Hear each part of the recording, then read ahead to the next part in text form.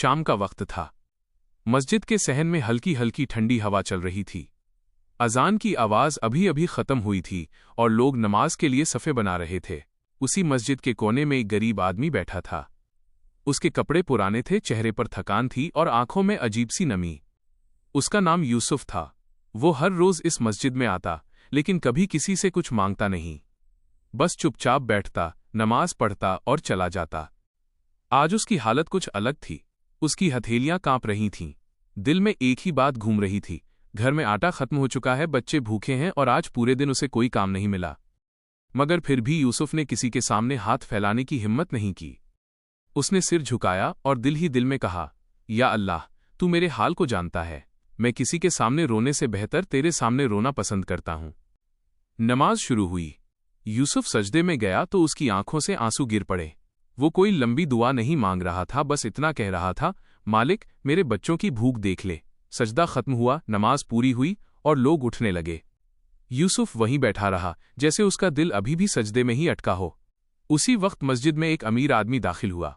साफ कपड़े, चेहरे पर रौब, लेकिन आंखों में सुकून नहीं।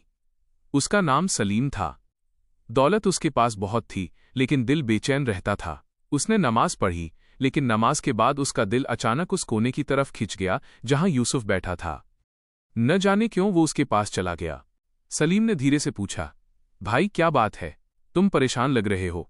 यूसुफ ने सिर उठाया, मुस्कुराने की कोशिश की और बोला, कुछ नहीं साहब, अल्लाह की मर्जी है। लेकिन उसकी आंखें झूठ नहीं बोल पा रही थीं। सलीम ने जोर नहीं डाला, बस अपनी जेब से कुछ पैसे निकाले और यूसुफ की तरफ बढ़ा दिए। यूसुफ ने घबराकर हाथ पीछे कर लिया और कहा, नहीं साहब, मैं मांगने नहीं आया। सलीम मुस्कुराया और बोला, ये मांगना नहीं है, शायद अल्लाह ने मुझे तुम्हारे पास भेजा है। यूसुफ की आंखें भर आईं।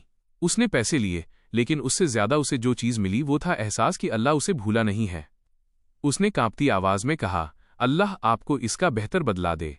सलीम घर लौटा, लेकिन उस रात उसे अजीब सा सुकून मिला, जैसे दिल का कोई भारी बोझ उतर गया हो। वहीं यूसुफ अपने घर गया, बच्चों के लिए खाना लाया, और जब बच्चे मुस्कुराए तो उसे लगा जैसे पूरी दुनिया की दौलत उसे मिल गई हो। अगले दिन सलीम के कारोबार में अचानक एक बड़ा नुकसान हो गया। लोग कहने लगे, देखो, दान देने से पैसा कम हो जाता है। लेकिन सलीम के चेहरे पर घबराहट नहीं थी। उसके दिल में अजीब सी तसल्ली थी।